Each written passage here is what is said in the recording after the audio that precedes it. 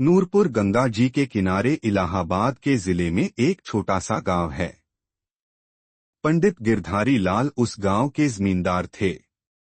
रामा शंकर उनका इकलौता लड़का था। खेतीबाड़ी में बड़ी बरकत थी। घर में गिले का अंबार लगा रहता था। किसी बात की कमी न थी। पंडित राम लाल का लड़का राम जियावन जात का ब्राह्मण था। किसी जमाने में उसके खानदान में भी लक्ष्मी देवी का राज था, लेकिन गद में उनका खानदान तबाह हो गया। जब उसने होश संभाला तो वो यतीम था। पंडित गिरधारी लाल ने उसकी परवरिश की और बड़े होते ही अपने यहाँ प्यादों में नौकर रख लिया। राम जियावन बड़ा कसरती पहलवान था।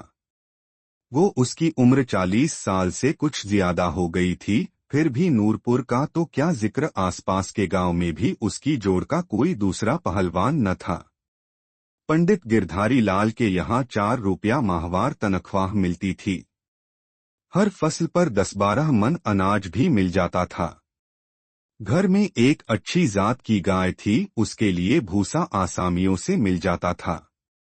जब पंडित राम जियावन अखाड़े में डंड पेलकर सुबह को अपनी गाय का ताज़ा दूध पीकर लंबी पगड़ी बांधे हुए और इलाहाबादी मोटी लाठी कंधे पर रखकर गांव में आसामियों से लगान वसूल करने चलते तो रोब छा जाता। जो काम किसी और प्यादा से न होता तो उसे राम जियावन महाराज के सुपुर्द किया जाता।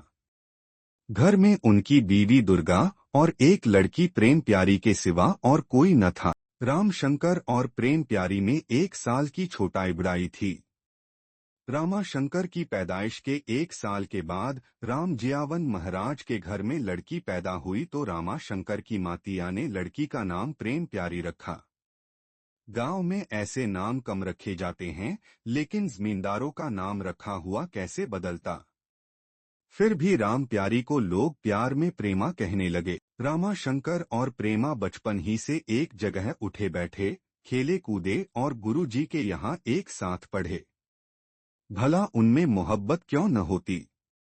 सुबह के वक्त काकधूल में लतपत होकर घरौंदे बनाना दोनों का एक निहायत पुरलुत्फ खेल था। नूरपुर के पुरफिजा मैदान में गंगा जी के किनारे गुड़ियों का मेला लगता तो गुड़ियां अपने ससुराल जाती।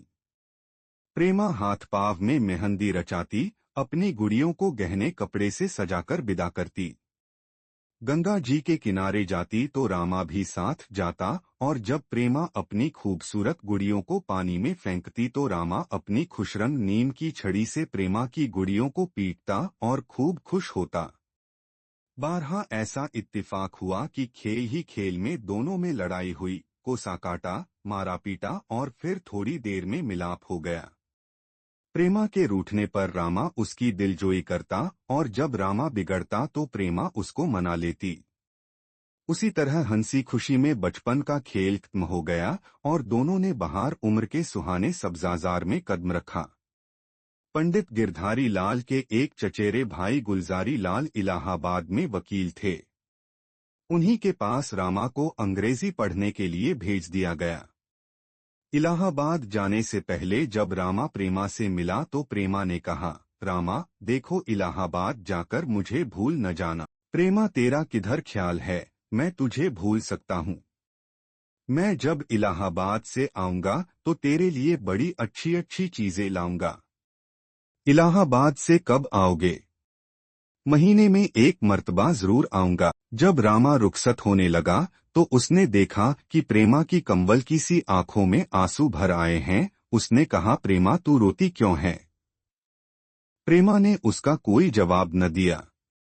उसने जल्दी से अपने आंचल से आंसू पोंछ डाले और बगैर कुछ कहे सुने अपने घर के अंदर भाग गई। रामा जब नूरपुर ऐसे छोटे गांव से निकलकर इलाहाबाद ऐसे बड़े शहर में पहुंचा तो उसकी आंखें खुल गईं। अपने चचा की आलीशान कोठी देखकर रामा की नजर में अपने नूरपुर वाले कच्चे मकान की वक़्त न रह गई।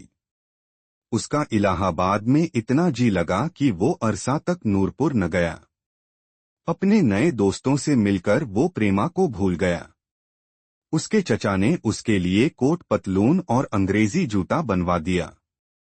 वो फिटन पर सवार होकर शाम को खुसरो बाग की सैर करता। इधर तो रामा शहर की दिलचस्पियों में अपनी देहाती जिंदगी महव किए था और उधर नूरपुर में प्रेमा उसकी याद में तड़पती रहती थी। वो रोज शाम की ढलती हुई छाव में अपने घर के सामने चबूतरे पर बैठकर रामा की राह देखा करती।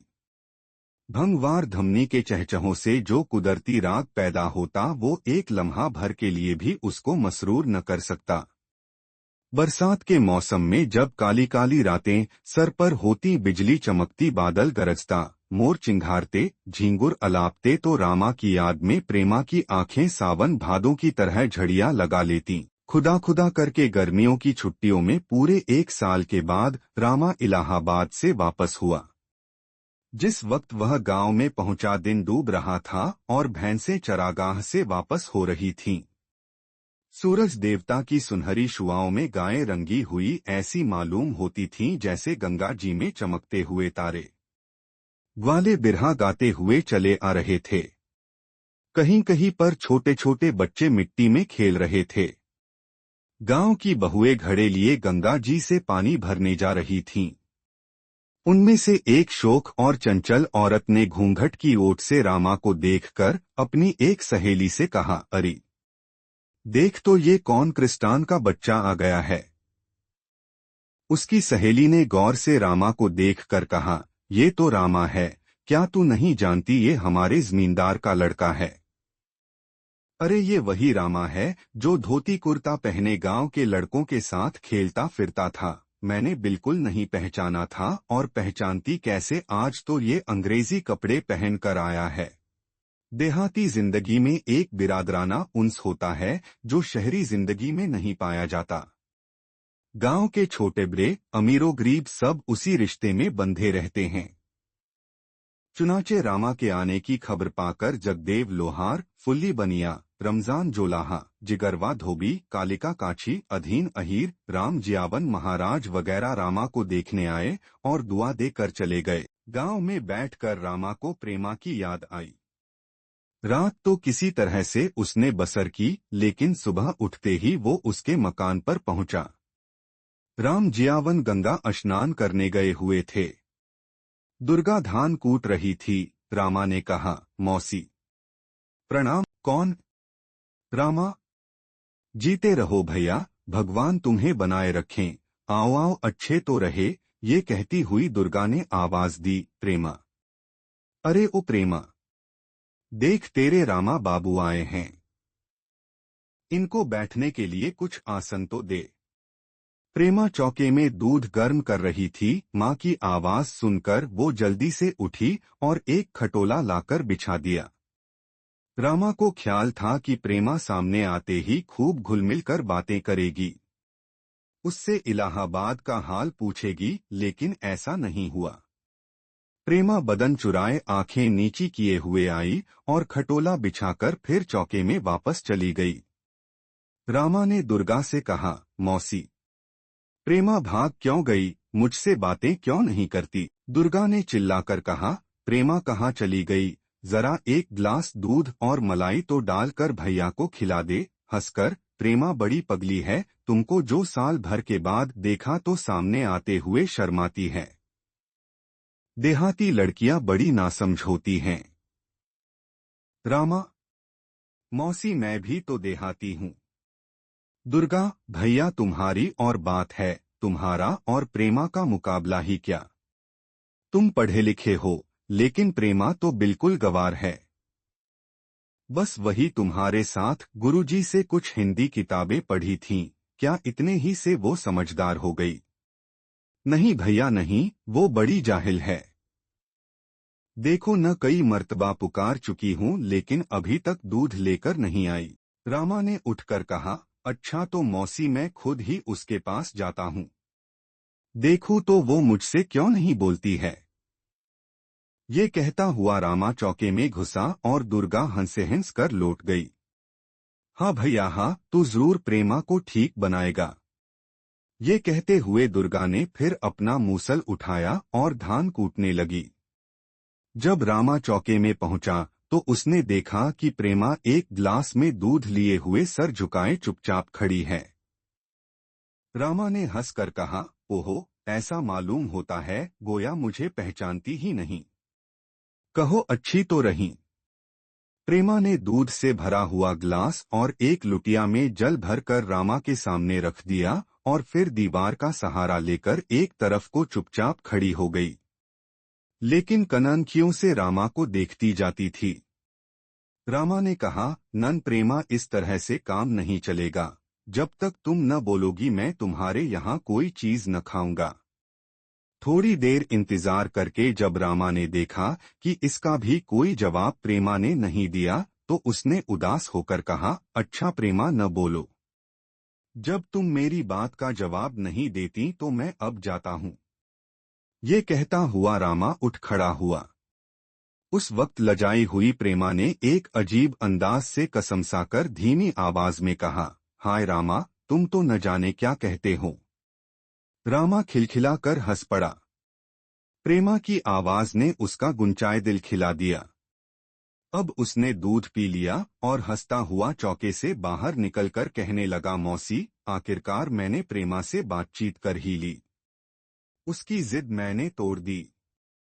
दुर्गा ने खुश होकर कहा, वो तुम्हारे साथ बचपन से खेलती आई है, कहाँ तक शर्मा सकती है। घर से बाहर निकलते हुए रामा ने कहा, ओहो, मैं एक बात भूल ही गया मौसी, ये देखो प्रेमा के लिए एक जोड़ा चूड़ियों का लाया हूँ। प्रेमा को दे देना। चूड़ियों को देखकर दुर्गा बहुत खुश हुई। चूड़ियां थीं तो कांच की, लेकिन इस किस्म की कीमती और खूबसूरत चूड़ियां उस वक्त तक गांव में किसी को नसीब न हुई थीं। दुर्गा के बुलाने पर प्रेमा चौके से बाहर निकली। देख रामा, तेरे लिए कितनी खूबसूरत चूड़ियां लाया है। ये कहते हुए दुर्गा ने चूड़ियां प्रेमा की तरफ बढ़ाई। प्रेमा ने कांपते हुए हाथों से उनको लिया और दुस्दीदा निगाहों से रामा की तरफ देखा। ज़बान से तो उसने कुछ न कहा, लेकिन शर्मीली आंखों ने सवाल किया, क्यों जी? ये चूड़ियां कांच की हैं या प्रेम की? रामा ने भी उसका मतलब समझ लिया और इशारों में जवाब दिया, ये प्रेम की चूड़ियां हैं। आसमान ने करवट ली, जमीन ने मौसम पलटे और देखते ही देखते 5 बरस गुजर गए। इस दौरान में पंडित गिरधारी लाल और महाराज राम जियावन बैकुंठ सिधारे। रामा अब एक वजीह लहीम शहीन जवान था। उसकी तालीम का सिलसिला मुक्त हो गया और उसने अपनी जमींदारी का काम संभाला। लेन देन बही खाता उसके हाथ में आया तो उसके मिजाज में रौनक पैदा हो गई। सब नशों से ज्यादा तेज, ज्यादा कातिल सरवत का नशा है। रामा उस नशे में बेखुद हो गया और अपने कारोबार में इतना मुनहमिक हुआ कि वो लड़कपन की मोहब्बत को, प्रेमा के प्रेम को, राम जियावन महाराज की वफादारी को बिल्कुल भूल गया। उसने एक दिन भी भूले से भी खबर न ली कि यतीम प्रेमा और दुखिया दुर्गा की कैसी गुजर रही है। राम जियावन महाराज के कोई जायदाद तो थी नहीं जिससे दुर्गा की चैन से बसर होती। महाराज के मरने पर 10-20 रुपए घर में थे, वो भी उन्हीं की क्रियाक्रम में खत्म हो गए। सिर्फ एक गाय घर में थी, मां बेटी की जिंदगी का अब एक यही सहारा था। उसका दूध बेचकर इनकी बसर औकात होती। कभी कभी फाके भी करना पड़ते। उसी हालत में एक दिन दुर्गा ने प्रेमा से कहा, जी में आता है कि अपनी मुसीबत का हाल रामा बाबू से जाकर कहूँ, क्या वो ऐसी हालत में हमारी मदद न करेंगे? प्रेमा ने उदास होकर जवाब दिया, नहीं अम्मा, उनके पास जाने की कोई जरूरत नहीं है। क्यों? जब उनको खुद ख्याल नहीं है तो हमारे कहने से क्या होगा? एक दिन कह कर तो देखूं, मुझे तो पूरी उम्मीद है कि वो हमारी गरीबी पर रहम करेंगे। क्या तेरे बाप का भी उनको कुछ ख्याल न होगा? महाराज का जिक्र करते हुए दोनों की आंखों में आंसू भर आए। थोड़ी देर तक दोनों खूब जी भर के रोईं। जब कुछ जी हल्का हुआ तो दुर्गा ने कहा, बेटी तू सच कहती है, मैं किसी के पास न जाऊंगी। जब इनके जीते जी मैंने किसी के आगे हाथ नहीं फैलाया तो अब उनके मरने पर भीख मांगकर उनकी आत्मा को दुख न पहुंचाऊंगी। उसके बाद फिर दोनों में इस किस्म की बातें कभी नहीं हुईं। एक मर्तबा रामा की मां तुलसी ने दुर्गा को अनाज भेजा भी, लेकिन उसने लेने से इनकार कर दिया। साल भर तक जिस तरह भी हो सका दुर्गा ने दिन काटे। फटे पुराने कपड़ों को सीकर किसी तरह काम चलाया, लेकिन बरसात में एक नई मुसीबत आई। उनका घर छाया न गया था। बरसात में कई दिन तक मूसलाधार पानी बरसा तो उनके मकान का एक हिस्सा गिर पड़ा। गाय वहां बंधी हुई थी, दबकर मर गई। इस नई मुसीबत ने उन परेशानियों में और इजाफा कर दिया। घर में दो चार चांदी के जो जेवर थे वो भी बिक गए। प्रेमा ने रामा की दी हुई चूड़ियां एक कपड़े में बांधकर टपारी में रख दी थीं। रामा की यही एक यादगार थी। प्रेमा ने सोचा कि अगर वो इनको पहने रहेगी तो टूट जाएंगी। फिक्र-ए-माश बड़ी बुरी बला है। दुर्गा अब खेतों और चरागाहों से गोबर उठा लाती, प्रेमा उपले थापती और दुर्गा गांव में बेच लाती। कभी गोबर न मिलता तो और मुसीबत होती। कभी कोई उपले चुरा ले जाता तो फाके करने पड़ते। दुनिया का भी अजीब हाल है। कोई हंस रहा है, कोई रो रहा है। किसी का घर भरा हुआ है, खाने वाले नहीं। कोई रो रो कर जिंदगी काटता है, लेकिन उसका कोई पुरसाने हाल नहीं। रामा की 20वीं सालगिरह का दिन था। दरवाजे पर मर्दों और घर में औरतों का हुजूम था। एक तरफ घी की और दूसरी तरफ तेल की पूरियां पक रही थीं। घी की मुअज्जिज मोटे ब्राह्मणों के लिए, तेल की फाकाकश नीचों के लिए। रामा का घर सोंधी सोंधी मिट्टी की खुशबू से महक रहा था। औरतें सुहाने गीत गा रही थीं। बच्चे खुश हो होकर दौड़ते फिर रहे थे। मालिन फूलों का गजरा केले की शाखें लाई। कुम्हार नए नए चराग लाए और हाड़ियां दे गए। बारी सरसब्ज ढाक के पत्तल और दोने दिए गए। कुम्हार ने आकर कलसा में पानी भरा। बढ़ी ने रामा के लिए नई पीढ़ी बनाई। नाइन ने आंगन लीपा और चौक बनाई। रामा जब नहा धोकर अपने नए कपड़े पहनकर तैयार हो गया तो एक पंडित जी खड़ाऊ खटपट करते विराजमान हुए। रामा को पीढ़ी पर खड़ा करके अश्लोक पढ़ा। एक कच्चा धागा सर से पांव तक नापकर 20वीं गिरह लगाई। तिल मिला हुआ कच्चा दूध पिलाया। माथे पर तिलक लगाकर गले में फूलों का हार डालकर आशीर्वाद दी। पंडित जी भला चौक से खाली हाथ कैसे उठते। उनका पेट बहुत बड़ा और खूब फूला हुआ था। तुलसी ने भी उस मौके पर पंडित जी को खूब दक्षिणा दी और पंडित जी हंसी खुशी घर से रुखसत हुए। उनके बाद नाई, धोबी, भाट, कुम्हार, माली वगैरह की बारी आई और उनको भी इनाम से खुश कर दिया गया। गर्ज उस दिन नूरपुर में सिवाय दुर्गा और प्रेमा के कोई और रामा की चश्मे इनायत से महरूम न रहा। उधर तो जश्न का ये सामान था और इधर गरीब दुर्गा के यहाँ फाका था, क्योंकि सरवत के नशे में सरशार जमींदार अपने उस गरीब आसामी को न्योता देना भूल गया था। शाम को जब सब लोग खा पी कर चले गए तो इत्तिफाकन प्रेमा की याद आई और उसने अपनी माँ से जाकर पूछा, माँ जी क्या राम जियावन महाराज के यहाँ से कोई नहीं आया था। तुलसी, नहीं तो क्या तुमने उनको न्योता नहीं दिया था। रामा, क्या वो बगैर न्योता के नहीं आ सकती थीं? वो हमारे आसामी हैं। तुलसी, असामी होने से क्या होता है। महाराज के घर की अकड़ तो सारे गांव में मशहूर है। अभी थोड़े दिन हुए मैंने 2 मन अनाज भेजा था, लेकिन दुर्गा ने वापस कर दिया। वो औरत अपने को न जाने क्या समझती है। जब तक महाराज जिंदा रहे उनका आना जाना रहा, उनके मरते ही उसने मेरे यहाँ आना छोड़ दिया। भला बगैर न्योता वो हमारे यहाँ क्यों आने लगी। रामा चुपचाप अपनी माँ की बातें सुनता रहा। उसके बाद बोला, खैर दुर्गा नहीं आई तो इससे हमारा कोई नुकसान नहीं हुआ। मुझे एक थाली में कुछ सीधा दे दो, मैं उसको जाकर दे आऊं। तुलसी, जब तुम्हारी यही मर्जी है तो मैं कल सीधा किसी के हाथ भिजवा दूंगी। तुम्हारे जाने की वहां क्या जरूरत है। लोग सुनेंगे तो क्या कहेंगे। तुम खुद सीधा लेकर जाओगे तो दुर्गा के और मिजाज बढ़ जाएंगे। लेकिन रामा ने माँ का कहना न माना। उस वक्त उसके सामने उसका गुजरा हुआ जमाना था। प्रेमा की बचपन की बेलौस मोहब्बत उसके दिल में चुटकियां ले रही थीं। उसने तुलसी से सीधे की थाली मंगवाई और उसी वक्त दुर्गा के दरवाजे पर पहुंचकर आवाज दी। दुर्गा ने दरवाजा खोलकर कहा, कौन? रामा ने जवाब दिया, मैं हूँ रामा। हमारे धन भाग, आइए अंदर आइए। कहिए आज इस तरफ मालिक कैसे भूल कर आ गए? रामा के दिल पर चोट सी लगी। उसने शर्मिंदा होकर कहा, ईश्वर जानता है कि घर के कारोबार में ऐसा फंसा रहता हूँ कि किसी वक्त फुर्सत ही नहीं मिलती। उसका कुछ जवाब न देकर दुर्गा ने प्रेमा को आवाज दी, बेटी जरा दिया जिला दे, मालिक अंधेरे में खड़े हैं। प्रेमा एक तरफ कोने में मैली कुचैली धोती ओढ़े पड़ी थी। आज उसकी तबीयत कुछ खराब थी। माँ की आवाज सुनकर वो उठी और आहिस्ते से कहा, माँ जी दिया में तेल नहीं है।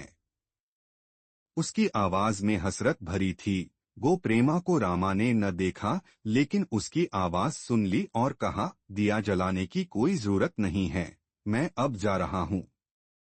माँ जी ने तुम्हारे लिए इस थाली में कुछ भेजा है। ये कहकर रामा ने थाली बढ़ाई, लेकिन दुर्गा पीछे हट गई। उसने अपने को संभाल कर कहा, मालिक हम इसके भूखे नहीं हैं। ये सूखा जवाब सुनकर रामा सन्नाटे में आ गया। गरीबों में भी खुददारी का मादा होता है, ये उसको मालूम न था। एक गरीब ब्राह्मणी ने उसको जलील किया। इसका उसको सख्त सदमा हुआ और वो सीधे की थाली लेकर दुर्गा के घर से निकलकर अपने घर वापस आ गया। रामा के जाने के बाद प्रेमा ने अपनी माँ से कहा, मालूम होता है बाबूजी नाराज हो गए हैं। दुर्गा ने जवाब दिया, भगवान राजी रहें, किसी की नाराजगी की कुछ परवाह नहीं है। प्रेमा अब 19वीं साल में थी। उसकी जवानी का चांद बड़ी आबोताब से चमक रहा था। उस नौरानाई की तमाम खूबियां कुदरत ने फियाजी से प्रेमा को अता की थीं। उसके अंदाज में भोलापन, आवाज में नगमा की दिलफरेबी, आंखों में हया और ख्यालात में पाकीज़गी थी। लेकिन इन सब खूबियों के होते हुए भी अब तक उसकी शादी नहीं हुई थी। गरीब की जवानी जाड़ों की चांदनी थी, कोई कदरदान न था। इसकी वजह ये थी कि वो एक गरीब ब्राह्मण की लड़की थी। दान दहेज देने के लिए दुर्गा के पास कुछ न था। जवान जहान लड़की को देखकर उसके गले में पानी न उतरता था। 2-4 जगह उसने निस्बत का पयाम भी दिया, लेकिन कोई 200 से कम दान लेने पर राजी न हुआ। 200 रुपया तो बहुत होते हैं।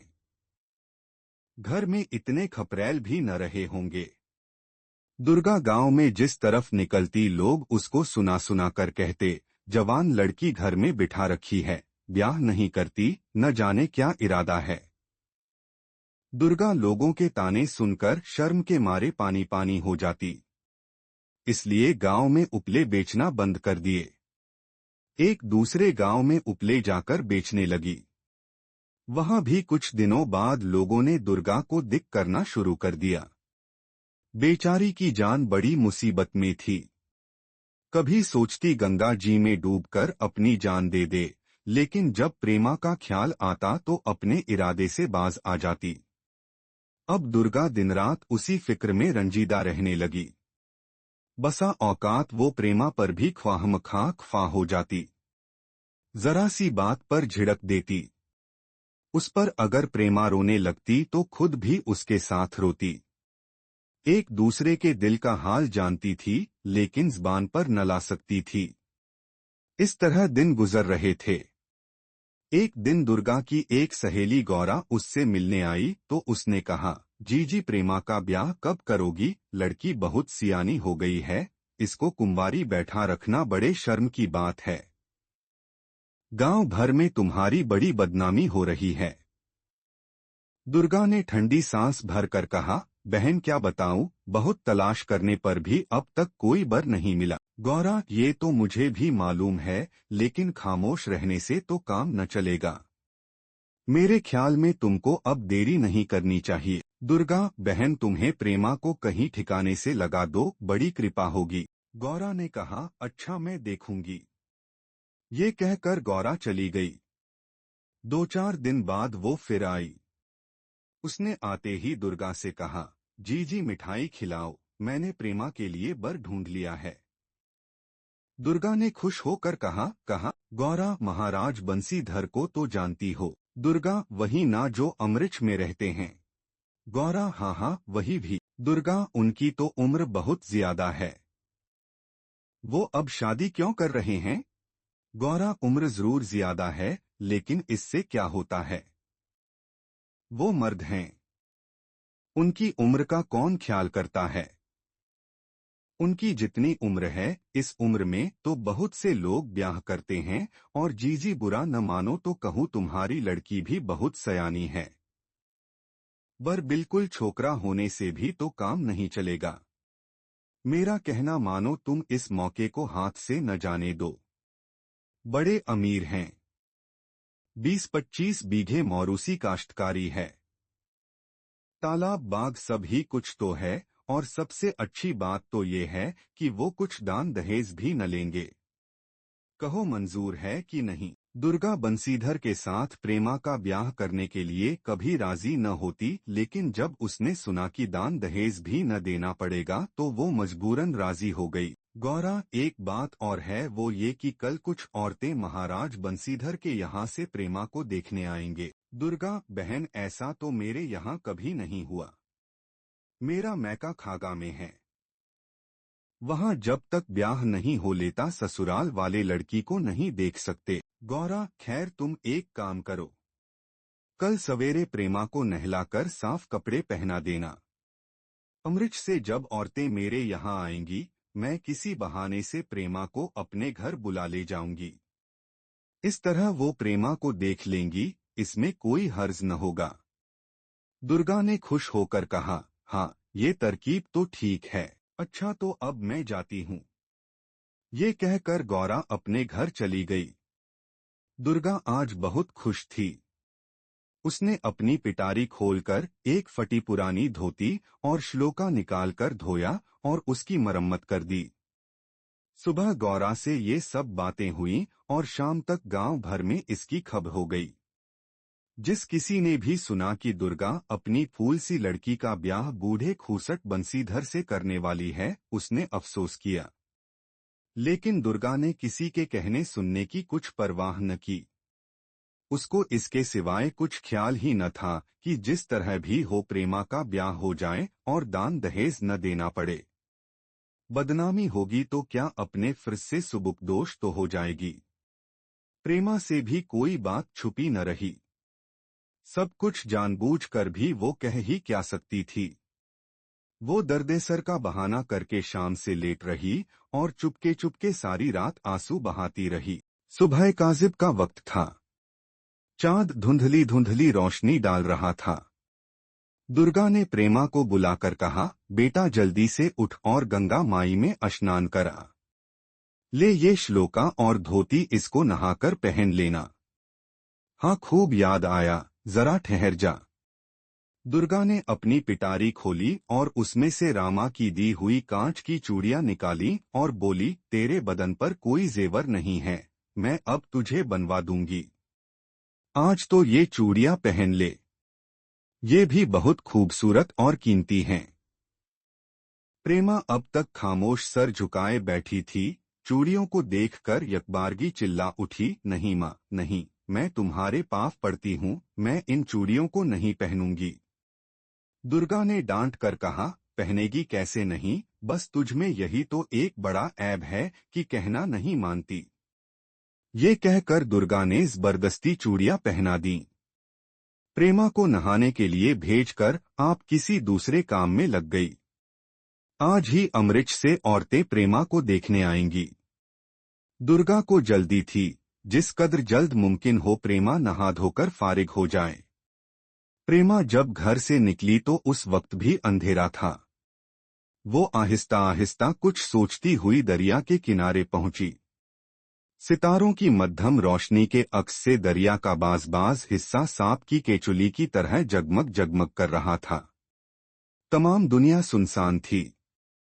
दरिया के किनारे प्रेमा ने धोती और श्लोका एक तरफ फेंक दिया। गंगा माई को हाथ जोड़कर प्रणाम किया और बोली, माता, मैंने कौन सा पाप किया है जो सबकी आंखों में कांटा बन रही हूँ? क्या मेरे लिए दुनिया में कहीं ठिकाना नहीं है जो मेरी माँ मुझे आग में झोंकने के लिए तैयार हो गई? माता, मेरे दिल में जिसकी मोहब्बत बचपन से थी वही मेरा न हुआ तो अब दुनिया में मुझे किसी से कुछ उम्मीद नहीं है। माता, क्या तुम बता सकती हो कि रामा ने मुझे क्यों भुला दिया? माता, तुम जवाब क्यों नहीं देती हो? अच्छा, मैं समझ गई, तुम कहती हो कि उनका नाम जपो। लेकिन मैं तो उनका नाम आज से नहीं बल्कि बालेपन से जपती रही हूँ, फिर भी वो मेरे नहीं हुए। माँ, मैं धरती माता की पीठ का बोझ हो रही हूँ, तुम इस दुखिया को अपनी गोद में छुपा लो, मैं तुम्हारे शरण में आती हूँ। प्रेमा की फरियाद सुनकर चांद की थिरकती हुई किरणें बालू पर लौटने लगीं और गंगा माई की लहरें अपना सर पटकने लगीं। प्रेमा आगे बढ़ी, फिर कुछ सोच कर रुकी और अपने हाथों से चूड़ियां उतार डाली और ये कहकर, मैं तो प्रेम की चूड़ियां पहने हुए हूँ, इन कांच की चूड़ियों की जरूरत नहीं। उनको तोड़कर एक तरफ जमीन पर फेंक दिया। जिन चूड़ियों को वो कभी अपने जानो दिल से भी ज्यादा अजीज समझती थी, उन्हीं चूड़ियों को आज उसने खुद अपने हाथों से तोड़ डाला और पानी में एक कदम बढ़ाया। ठीक उसी वक्त किसी की आवाज सुनाई दी, प्रेमा, प्रेमा, ठहरो, मुझसे गलती हुई, मुझसे भूल हुई, तुम मुझे माफ कर दो। तुम मेरी गलती की सजा तुम्हारा जो जी चाहे दे सकती हो, लेकिन जो कुछ तुम करने जा रही हो ये सजा मेरे लिए नाकाबिले बर्दाश्त होगी। प्रेमा, जोर और ताकत से कांच की चूड़ियां तोड़ी जा सकती हैं, लेकिन प्रेम का बंधन, प्रेम की चूड़ियों का ताल्लुक कभी टूटने वाला नहीं। उसके तोड़ने की ताकत न तुम में है और न मुझ में है। प्रेमा, जो मैं नहीं कर सका उसको तुम भी न कर सकती। ये रामा की आवाज थी जो इत्तिफाकन उस वक्त गंगा स्नान करने के लिए वहां आ गया था। उसने प्रेमा की फरियाद सुनी, प्रेमा का खूबसूरत चेहरा देखा, प्रेम की चूड़ियां तोड़ते और उनको फेंकते देखा। उसने आगे बढ़कर टूटी हुई चूड़ियों को उठा लिया। साबित रहने पर भी जिनकी उसने कभी कदर न की थी, मामूली कांच की चूड़ियां आज टुकड़े टुकड़े होकर उसके दिल पर तीरों नश्तर का काम कर गईं। दिल की गहराइयों में ख्वाबीदा मोहब्बत ने एक करवट ली। बचपन की मोहब्बत ने जोर मारा और बिल इसके की प्रेमा अपनी चांद सी सूरत को गंगा माई की लहरों में छुपा ले। रामा ने फुर्ती के साथ आगे बढ़कर प्रेमा को अपने दोनों हाथों से पकड़कर पानी से बाहर निकाल लिया। जिस तरह हवा के झोंके से दरख्त का एक एक पत्ता कांपने लगता है, उसी तरह रामा ने जब प्रेमा की बाह पकड़ी तो जोश मोहब्बत से प्रेमा का एक एक उज़्व कांप उठा और वो रामा के चरणों में झुक गई। मोहब्बत के आंसू दोनों की आंखों से बह निकले। उस वक्त बादैस हर मस्ती से झूमने लगी, तारे गायब हो गए और सुबह हो गई। रंजोगम का कहीं निशान भी न रहा। कुछ दिनों के बाद अच्छी साथ में रामा ने प्रेमा के साथ बड़ी धूमधाम के साथ ब्याह किया। दुर्गा इस मुबारक शादी के बाद भी कई साल तक जिंदा रही, लेकिन उस वजदार और आन पर मरने वाली औरत ने अपनी झोंपड़ी छोड़कर दामाद के यहाँ रहना कभी गवारा न किया।